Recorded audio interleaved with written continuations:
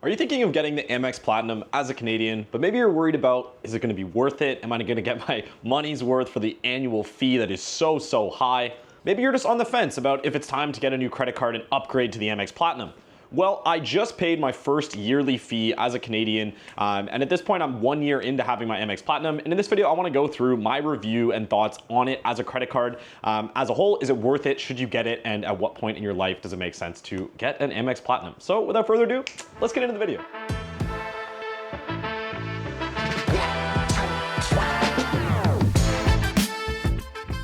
All right, what is up YouTube? Welcome back. My name is Alex and this is the Lifting Nomad. My content is all about traveling with an emphasis on staying in shape, eating healthy, drinking healthily, and enjoying the kind of fitness and wellness side of life while traveling. If that sounds like it could be interesting to you, subscribe down below and check out some of my other videos. Really helps the channel grow as I go into 2024. But in this video, again, I want to go through my review of having an AMEX Platinum for my first year. It has been an amazing card and I think I've gotten my money's worth of it. Quick, kind of abbreviation of this video, but there is some things to consider as you look at potentially upgrading to an AMEX Platinum or even trying one of the other credit cards that AMEX provides. So first things first, let's talk about the vitals. Annual fee $7.99 as of 2024. Very high compared to pretty much every other credit card available on the Canadian market. The only thing that even comes close is the TD Aeroplan Infinite Privilege card at $5.99 a year, which does provide free checked bags for Aeroplan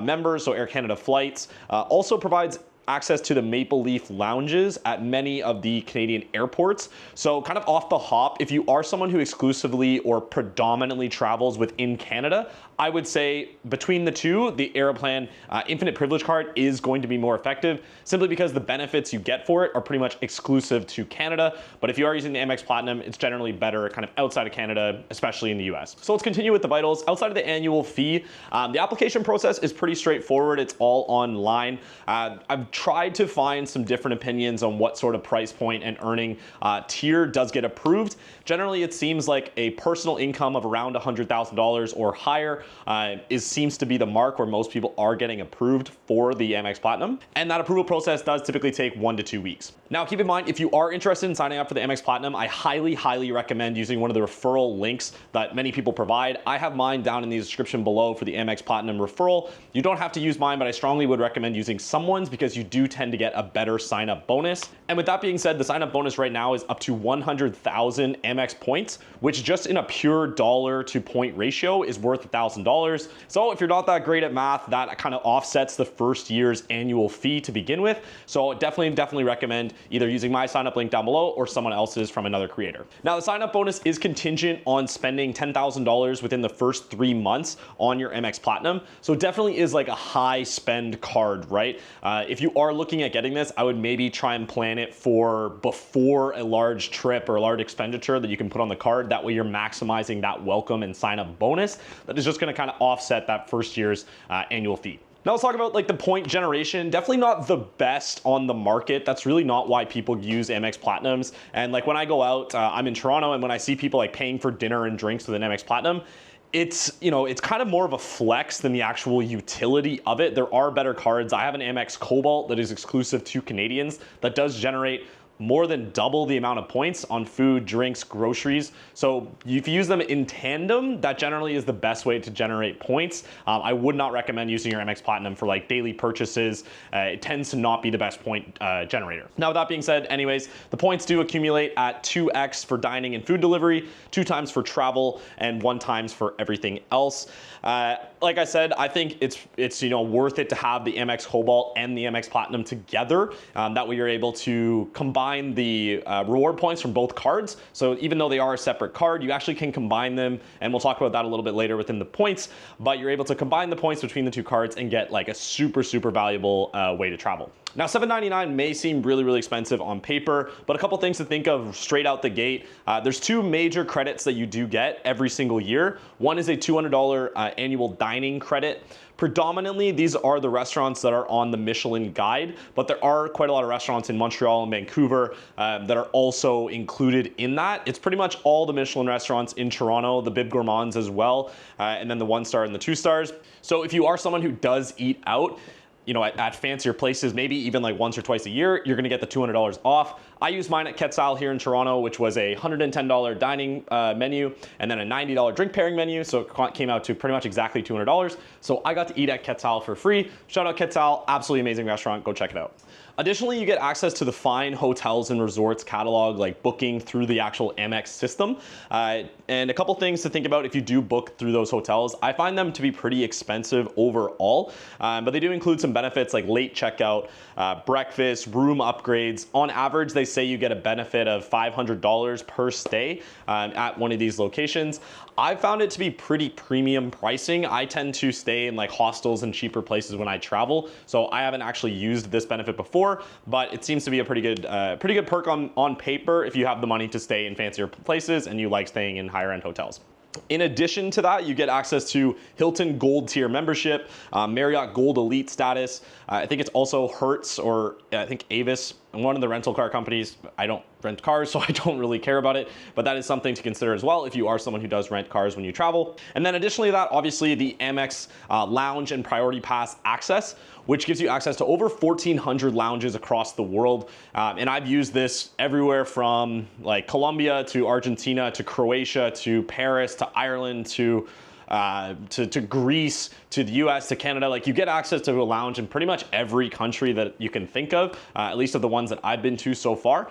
And for the most part, they are pretty awesome. The Centurion lounges are incredible. If you do find one that has a Centurion lounge, highly recommend going to check it out. Typically the Centurion lounges are the nicest, but they actually can't have a wait list to get into it. So kind of like a, you know, offsetting on the priority of do you want to pay $800 a year to get access to a lounge that you can't even get into all the time.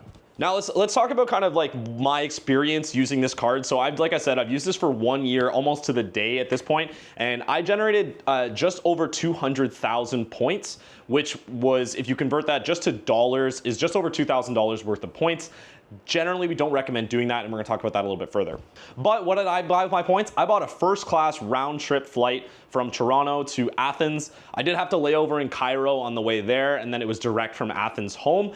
But that is a pretty awesome trip to book, just free on points, simply by having this credit card and using my points wisely. Now, I do want to clarify also, my rent is paid for on my Amex. Typically, I'm staying in short-term rentals like Airbnb or Vrbo, or doing like travel programs. So I am able to pay like rent on my credit card. So I do get to maximize my points throughout the year. I also typically fly like at least 15 to 20 times a year, and travel/rent, because rent through Airbnb in these programs is considered a travel expense, is probably, not even probably, is definitely my highest expense. So I generate far more points through this card than most people would, but I just wanted to clarify that if you are like kind of tempering your expectations. Now, with that being said, like I said earlier, with the Cobalt Amex that is only available to Canadians, it is definitely the best way to generate points on daily purchases. Like set up your Uber, set up your Uber Eats. If you do any like grocery deliveries, any subscriptions, anytime you're going out to eat or get drinks or buy like additional food, the Amex Cobalt at 5x points is incredibly good for maximizing how many points you're getting. You're also able to go to places like Shoppers and buy gift cards for like the LCBO. That way you're able to get actually points for purchasing liquor.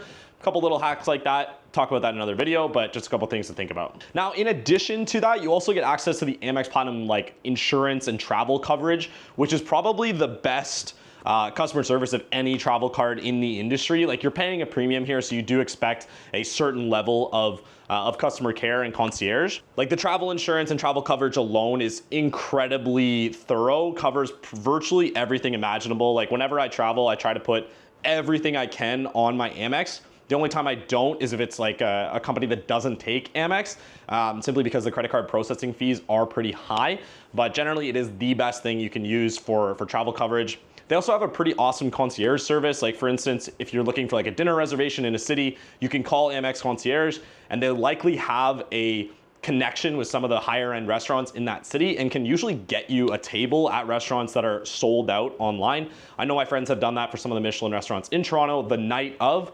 Called Amex Concierge and got a table literally that same night. So something to think about. One of the other main perks you'll see with the AMEX Platinum is the AMEX offers that I'm gonna show right here on screen. This is my current offers available to me. And essentially the way these work is you can go in and just like tick a box essentially that says you're gonna be using any of these perks. and then you're gonna get the credit back on it. So a couple examples, you'll see Disney Plus is now only $60. Last year it was a full $120 credit for an annual Disney Plus. So I got essentially a year of Disney Plus.